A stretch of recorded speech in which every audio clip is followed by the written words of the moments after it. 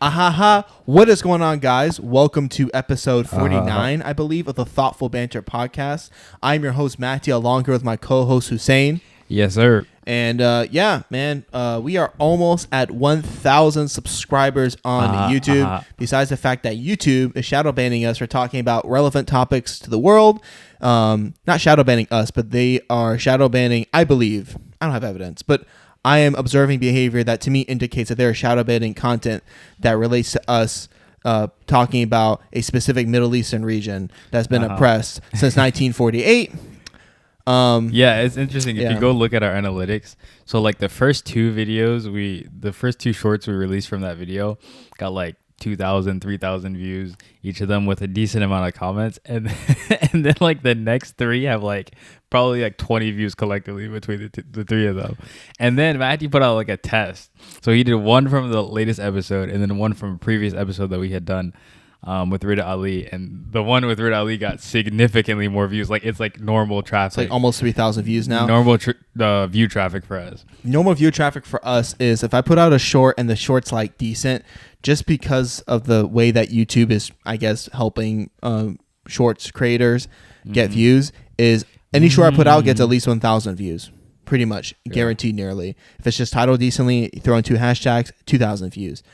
It is extremely abnormal for a short to go out and have like 1 view in like 12 hours, which is what I was going through. And I'm like, this doesn't make any sense. We're going to go to the hellscape that is Muslim Reddit, specifically MuslimMarriage. So anyways, here goes nothing. Assalamu alaikum. I am a 27-year-old male and my wife is a 27-year-old female. We have known each other for around 2 years and we're Islamically married 6 months after meeting, alhamdulillah. As any couple, we have our moments. However, there are a few things that play on my mind, especially after living together for over a year.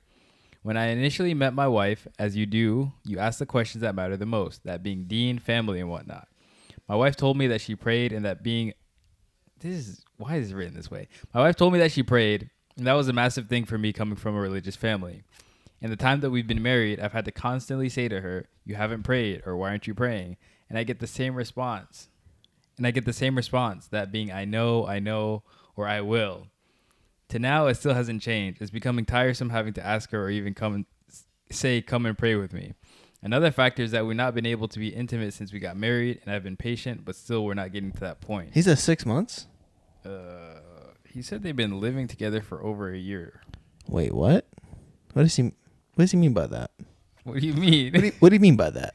Read it and I might edit it out if it's crazy. Just read it. If I want children in the future and we cannot, what do I then do? But also frustrating because this plays such a big part in our marriage. We have tried a lot of things, but she's always in pain. Have consulted with a doctor, but we still not got anywhere. What advice does anyone have? The one that really affects me is a prayer, because if I want to raise my children and the mother nurture them, I want them raised knowing the deen in the same way I was raised. Her family is not the most religious and maybe something I overlooked before getting married. I just want to respect the brother. Man's biggest concern is SaLaT. Like he's a good dude for that. That's not most guys.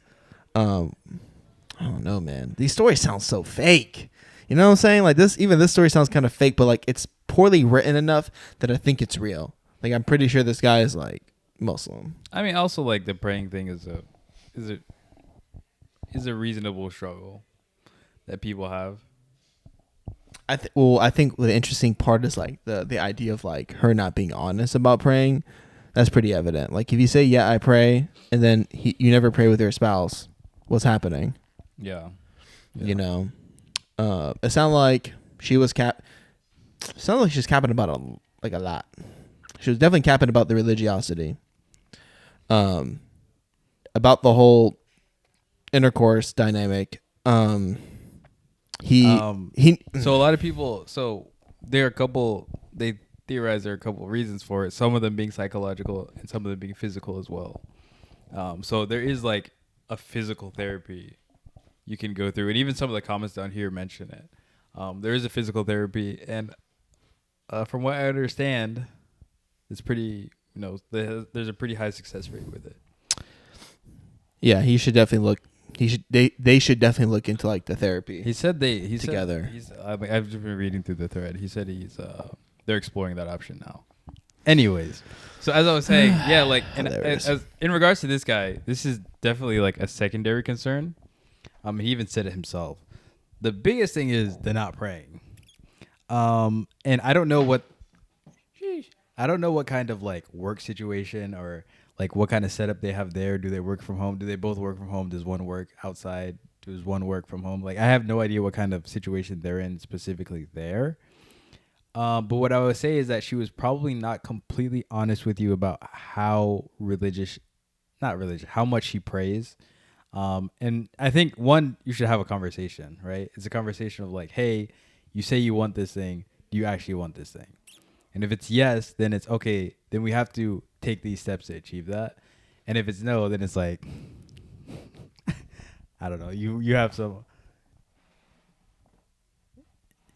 some more big questions ahead of you. Because if it's just like, I don't care, then, This is too funny. I'm leaving all this in. That's a lot to... Yeah, to take you might in. Need to, yeah. You might have to leave though. Like, yeah. You might have to leave though respectfully, because if you at the end of the day, religion is important to you, and your wife told you that she is religious, and honestly, like I think people can change for a spouse. Like I think a lot of people have this idea that you can't change. I've changed. I've seen people change too. Like you just if sometimes you find the right person, that person can have an impact on you if you open up your heart. So like. It's not even to me that she lied necessarily. It's that she hasn't changed. If she lied and then when she was with him, she started praying, who cares if she lied? She praying now. That's between her and the guy she did before. It's also like, what is going to be the catalyst for that change? Right. So like, it seems like there hasn't been a catalyst, and it seems like what he thinks is supposed to be one, which is asking her, did she do these things? Did she do these things? Has not been one. This is also a place where I don't know their work situations. Maybe they're away from each other for big stretches of the day, but it's like, pray with your wife, dog. Yeah. If you can, of course, always do SaLaT Jamaat. Like if you SaLaT Jamaat is like the best motivation to pray. Like right? if you guys holds you accountable. If you guys are home together, like say it's a weekend, you guys are home, you shouldn't be asking her, hey, have you prayed? Why aren't you praying? You should be saying, hey, come pray with me. Yeah, that's a good point. Yeah. It's like, a lot of people have like SaLaT backwards in the sense of like, this is really common culturally. I've seen like, I think with everyone, right? I've seen it with Iranians and like Pakistanis, right? But like, I think in general, it doesn't come from like a particular ethnic group. It comes from like a holier thou kind of mentality and like the perception of how we look at religious practices. A lot of times some people look at something like SaLaT, right, as okay, SaLaT's wajib. That means the best way to do SaLaT is as soon as it comes in and prioritizing praying it on time rather than with other people. And of course there needs to be some kind of balance to that. I'm not saying make your SaLaT late if it means doing Jamaat. Like yeah, like that doesn't make sense, right? I mean, but at the same time, no. There is again, that is a reason. That is a relevant, reasonable reason, shar'an, like religiously, to delay your prayer. No, I'm saying like, but dude, it's not in. I see. Yeah. I mean, there's levels to it, right? Yeah, that's what I'm trying to say. Okay, but that's the point I was trying to make, right? Like, it's better for you to like, if Lohor is still in. And you have to like, maybe don't pray exactly on time, but it hasn't gone out yet. It's better to do it in a group. Like there's so many hadith about how many more blessings you get when you pray together. It's almost a social religion. And honestly, just look at it from a perception of like habit creation, right? Like when you do things in a group, you're more likely to want to do it with people, right? We're social animals. And like, again, if you're being realistic at all, by the time prayer comes in and you're trying to coordinate praying together with both people, there's just going to be more delay than if you prayed out on the spot by yourself, but we accept that because we know that's okay, because we're getting more benefit from doing this together. And the same thing is here. But honestly, like in a situation like that might be a deal breaker for me. Like if I saw my wife, if I was trying to bring in, hypothetically, if I was trying to if I was like, hey, let's pray together, and there's always an excuse, I'm like you can pray now. Why aren't you praying? That's different than what he's describing. Yeah, I'm just saying, like in my hypothetical, if that's the case, because it's not written out well. If that is the case, what I'm saying, time to leave. Like you got to pack up. I mean, if you want to raise Muslim kids, maybe it's a good thing you guys haven't been able to consummate the marriage, because like